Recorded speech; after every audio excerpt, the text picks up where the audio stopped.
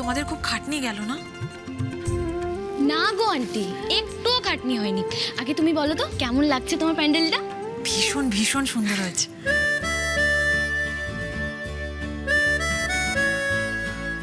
আচ্ছা, ফড়িং কোথায় গেল? ও কি ঘুমোচ্ছে এখনো? মহালয়া শুরু হয়ে যাবে তো এক্ষুনি। এই দেখো মহালয়া শুরুর আগে হাজির। হ্যাঁ, সকাল সকাল। আরে তোরা এখনো রেডিওটা খুলিস নি? মহালয়া শুরু হয়ে গেল তো। আরে সমু, তোকে যে বলেছিলাম রেডিওটা সারিয়ে আনতে এনেছিস, তা না হলে ওই রকম হবে আগের বছরের মতন সমস্যা হবে, আটকে আটকে যাবে আর আমাদের থাপ্পড় মেরে মেরে ছুটতে হবে। রেডিওটা বোধহয় আর রেডিওটা কি? আরে আমি সারিয়ে রেখেছি, চিন্তা করার কারণ নেই। বছরে একবার চলে, সারিয়ে পরিষ্কার। ঠিক আছে, যা। হ্যাঁ, আরে ঠাকুর দেখতে গিয়েছিলিস, কিরম হয়েছে? হ্যাঁ? আরে একটা সবুজ রঙের অসুর হয়েছে, সবুজ রঙের অসুর। তাকে দেখে কি উৎফুল্ল আমাদের স্বরূপ। ও বাবা, এই চালিয়ে দেবো নাকি? আরে চালাবি তো বটে, চালা। জ্যাঠা একটু দাঁড়াও, মা সেচকামা ছোটকামা ওরা আসুক, তারপর ফড়িংকে নিয়েও তো বসাতে হবে, একটু ওয়েট করো। না না, ও রেডিওর আওয়াজ পেলে দেখবে সবাই ছুটে এসছে। ও ঠিক কি রে, যা ফড়িংকে নিয়ে আয়। সকলের মধ্যে বসে চণ্ডীপাঠ শুনলে দেখবি তাড়াতাড়ি সুস্থ হয়ে উঠবে। যা।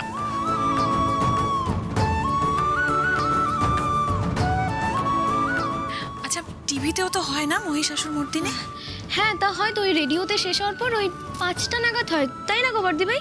হ্যাঁ, ভাগ্যিস দুটো একসাথে হয় না, তাহলে কোনটা যে আগে শুনতাম আর কোনটা যে আগে দেখতাম।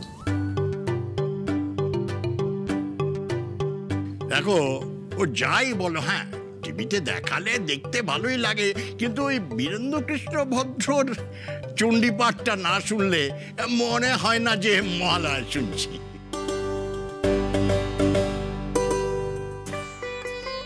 আরে ছোটবেলা থেকে শুনছি তো, আর অভ্যেস হয়ে গেছে, ওটা না হলে হয় না।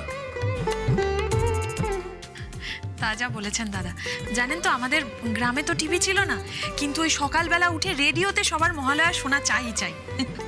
দেখো, যতই হোক যুগ বদলেছে, রুচি বদলেছে, কনসেপ্ট বদলেছে, ঠিক আছে, কিন্তু বীরেন্দ্রকৃষ্ণ ভদ্রর কণ্ঠে ওই চণ্ডীপাঠটা না শুনলে, মহিষাসুর মর্দিনী ওটা না শুনলে মনে হয় না পুজো এসেছে।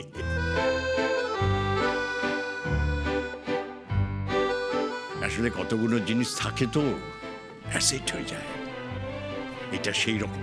বীরেন্দ্রকৃষ্ণ ভদ্রর কণ্ঠে চণ্ডীপাঠ হচ্ছে রিয়েল অ্যাসেট।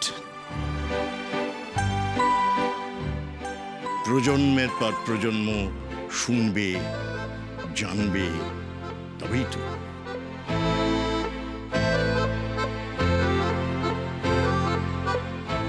কিরে বাবু, তুই এখনো দাঁড়িয়ে আছিস? যা ফড়িংকে নিয়ে আয়। হ্যাঁ জ্যাঠাই, আমি এক্ষুনি যাচ্ছি।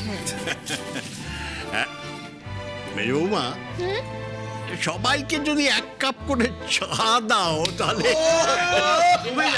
কেন দেবো না জ্যাঠাই, এক্ষুনি আনছি, দাঁড়া। যা। বাহ, ভালো, বেশ হয়েছে তো, খুব ভালো। রাধা, তোমার থিমে এবার প্যান্ডেল হয়েছে, প্যান্ডেলটা তো দারুণ হয়েছে। আমার মনে হচ্ছে বেস্ট প্যান্ডেল, বেস্ট থিমের প্যান্ডেল অ্যাওয়ার্ডটা তোমার পাওয়া উচিত। তোমায় দেব। কি যে বলেন না দাদা। না, লজ্জা পাওয়ার কিছু নেই। দেখো, আমি সব সময় বলি, তুমি কিন্তু সত্যিই ট্যালেন্টেড। হ্যাঁ, সুযোগ পাওনি, সেই ট্যালেন্ট প্রকাশ পায়নি। দাদা, এই যে ওনার মতো ট্যালেন্ট যে গ্রামে গঞ্জে কত পড়ে আছে না, মানে তারা সুযোগও পাচ্ছে না, দেখাতেও পাচ্ছে না। হ্যাঁ দাদা, এই তো ফড়িংকে নিয়ে এসেছি। সাবধানে, আস্তে আস্তে আস্তে দেখ, সাবধানে সাবধানে।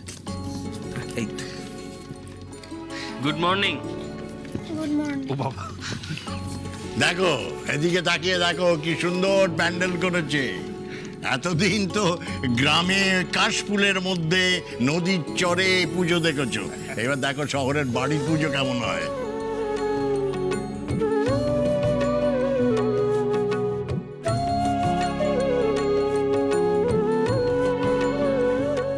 ঠিকই, আমার মা জননীর মুখটা এত গম্ভীর কেন? ফড়িংয়ের রাগ হয়েছে জ্যাঠাই, সেই জন্যই গম্ভীর। কেন রাগ হচ্ছে কেন জানতে পারি? ও বাবু, তুই তুই নিশ্চয়ই কিছু বলেছিস। অমনি অমনি আমার দিকে আঙুল।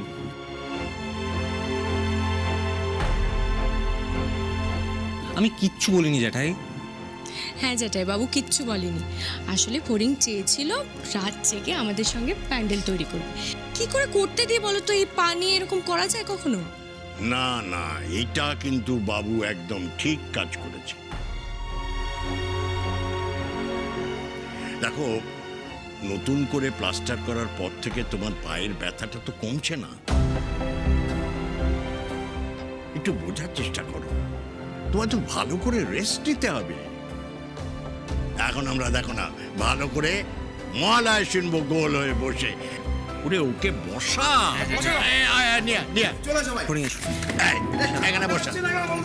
আসবে আসবে আসবে, সব আসবে, ধৈর্য ধর। হ্যাঁ, পাটা সাবধানে। হ্যাঁ, বাস মেজ বৌমা এসে গেছে, চা এসে গেছে, রেডিওটা চালা। চলো চালা চালা। মহামায়া সনাতনী শক্তিরূপা গুণময়ী, তিনি এক তবু প্রকাশ বিভিন্ন দেবী নারায়ণী, আবার ব্রহ্মশক্তি রূপা ব্রহ্মাণী, কখনো মাহেশ্বরী রূপে প্রকাশমানা, কখনো বা নির্মলা কৌমারী রূপধারিণী, কখনো মহাবজ্র রূপিণী ঐন্দ্রী, উগ্রা শিবদূতি, নিমুন্নমালিনী চামুণ্ডা, তিনি আবার তমোময়ী নিয়তি। এই সর্বপ্রকাশমানা মহাশক্তি পরমা প্রকৃতির আবির্ভাব হবে সপ্তলোক, তাই আনন্দমগ্ন। বাজনা তোমার আলোর বেণী। নির্মল, এই নির্মল, এই আমি কিন্তু রেডি, তুমি কত দূর এসো। আমি জামা কাপড়ের ব্যাগ গুছিয়ে রেডি হয়ে গেলাম, তুমি এখনো জামা কাপড় পরে আসতে পারছো না। মানু কিন্তু 2-3 বার ফোন করে ফেলেছে, আমরা ও বাড়ি থেকে লাঞ্চ করবো তো। নির্মল, তোর বাবা ভাল লাগে না, কি যে কর। কি হয়েছে? এই মুখটা এরকম শুকনো হয়ে গেছে কেন? কোনো সমস্যা হয়েছে? সকালে তো ফ্রেশই লাগছিল। না বাবু, আমি বলছি এই বছরটা পুজোতে মানে বলছি আমার না ভালো লাগছে না কিছুই। কেন, কি হয়েছে? বাবিয়ার জন্য মন কেমন করছে? আমারও বাবিয়ার জন্য খুব কষ্ট হচ্ছে। আসলে কোনো বছর পুজোয় বাবিয়াকে ছেড়ে কাটায়নি তো। কত বড় হয়ে গেল না মেয়েটা, আমাদেরকে ছেড়ে একা একা বিদেশে কত দূরে আছে। এই শোনো না নির্মল, আমার তো বাবিয়ার সাথে কথা হয়েছে। ও তো কথা দিয়েছে আমাকে যে দশমীর পর একদিনের জন্য হলেও আসবে। আর তার হলে আমরা তো বাবিয়ার কাছে যাবো। তুমি মন খারাপ করছো কেন? চলো না পুজোটা আমরা ভালো করে কাটাই ও বাড়িতে গিয়ে। শোনো না বাবু, আমি কি বলছি, আমি বলছি এই বছর ওই বাড়িতে যাওয়াটা ক্যান্সেল করো না। বলছি এই বছর যদি না গেলে কি খুব প্রবলেম হবে? হঠাৎ কি হলো বলো তো, আমি বুঝতে পারছি না। হঠাৎ করে বেরোনোর সময় এরকম করে বলছো কেন? কোনো সমস্যা আছে নতুন করে? কেউ কিছু বলেছে সেটা আমাকে বলো। যা যা সমস্যা হয়েছিল সব তো মিটে গেল নির্মল। দেখো রাধারানী ওর ফিক্সড ডিপোজিটের কাগজটা ফেরত দিয়ে দিয়েছে, আর তো কোনো প্রবলেম নেই, যা ছিল সব মিটে গেছে, ব্যাস প্রবলেম সলভড। তাহলে এরকম হঠাৎ করে কিন্তু কিন্তু করছো কেন তুমি? কিন্তু কি আশ্চর্য, তুমিই তো যাবে বললে, তারপর আমি ওদেরকে ফোন করে কনফার্ম করে বললাম যে আমরা আসছি।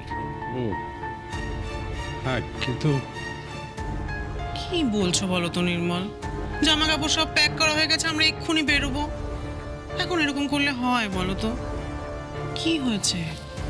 তোমাকে কেউ কিছু বলেছে সেটা আমাকে বলো।